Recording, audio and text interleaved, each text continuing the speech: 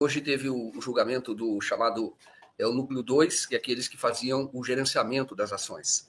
Então, todos eles foram tornados réus, é importante colocar, já dá o lead aqui, todos foram tornados réus, né, por unanimidade, inclusive o Luiz Fux, que tem mostrado uma certa divergência em alguns pontos, vamos até falar isso depois, mas nesse caso ele tornou réu porque, para você tornar réu, é importante colocar isso, não significa uma condenação, viu?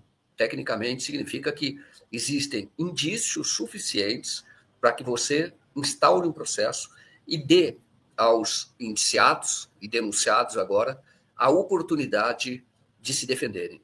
Então, o julgamento hoje foi importante porque também o Alexandre de Moraes ele já se antecipa a algumas questões, né? Então, ele já colocou a questão da anistia, né? E colocou também a questão da suspeição dele. Na verdade, ele está dialogando muito com rede social, porque ele tem a extrema-direita, que é muito conectada, vamos chamar assim, nas redes sociais, parecendo até que existe ou parece mesmo que existe uma certa organização, um certo comando, né?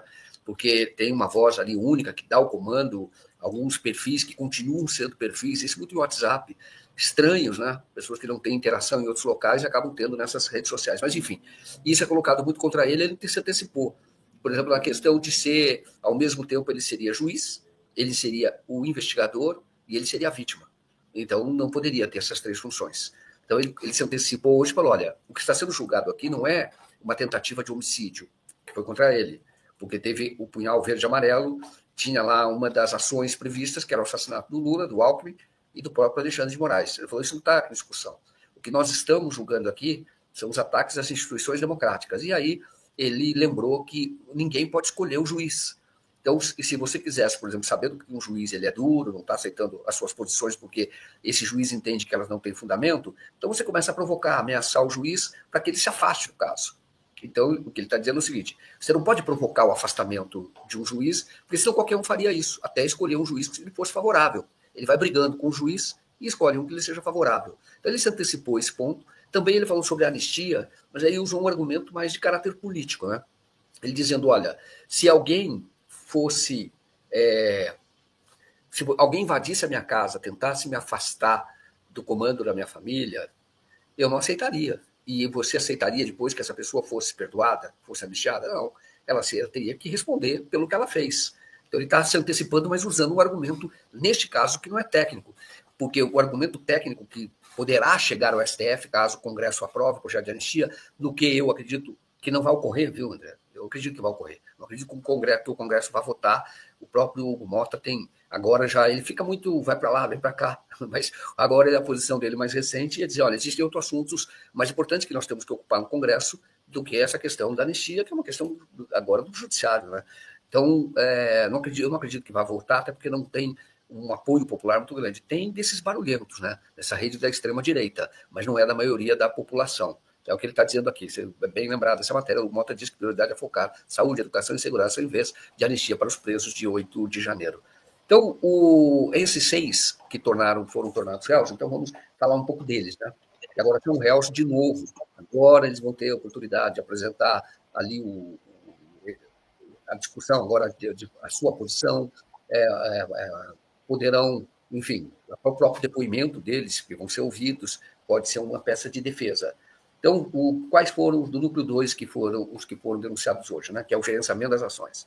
Então, o Fernando de Souza Oliveira foi delegado da Polícia Federal e ele era secretário de Segurança Pública adjunto do Distrito Federal. Ele era, na verdade, o braço direito do Anderson Torres.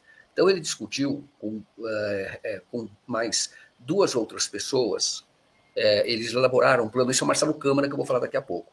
Então, eles elaboraram, eles discutiram, efetivamente discutiram, fizeram todo o planejamento, o levantamento sobre as cidades onde o Lula havia vencido no Nordeste com grande votação, no primeiro turno. E aí, no segundo turno, ele, juntamente com o Silvinei Vasquez, né, que era o diretor da Polícia Rodoviária Federal, e com a Maria Ferreira Alencar, todos foram indiciados, esses nomes, que era diretora de inteligência do Ministério da Justiça, eles fizeram, então, esse levantamento para direcionar o policiamento, a Polícia Rodoviária Federal ia a esses locais, e teve gente que não votou. Então, isso foi mostrado na época, muitos vídeos. Sim, isso é claramente uma ação golpista. Tá? E isso foi feito pelo Estado brasileiro. Então, na época, o Estado representado, o presidente era o Jair Bolsonaro, então teve um ministro da Justiça, um assessor, que era o Fernando de Souza Oliveira, e a Marília Ferreira Alencar, tramando, e tramando não, colocando em execução, efetivamente colocaram em execução esse plano para impedir que eleitores do Lula fossem votar. Então, e por isso eles tiveram a denúncia aceita.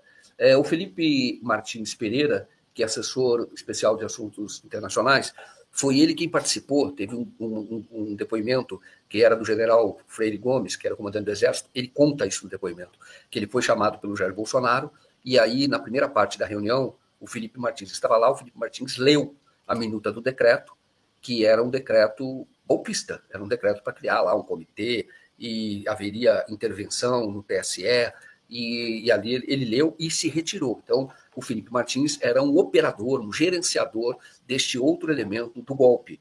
E, então, também teve a denúncia dele, foi aceita. E teve o Mário Fernandes, que ele era o número 2 da Secretaria-Geral da Presidência, general da Reserva, muito ligado ao Bolsonaro, que é quem imprimiu e levou até o Jair Bolsonaro a minuta desse decreto do golpe, né? O decreto de intervenção.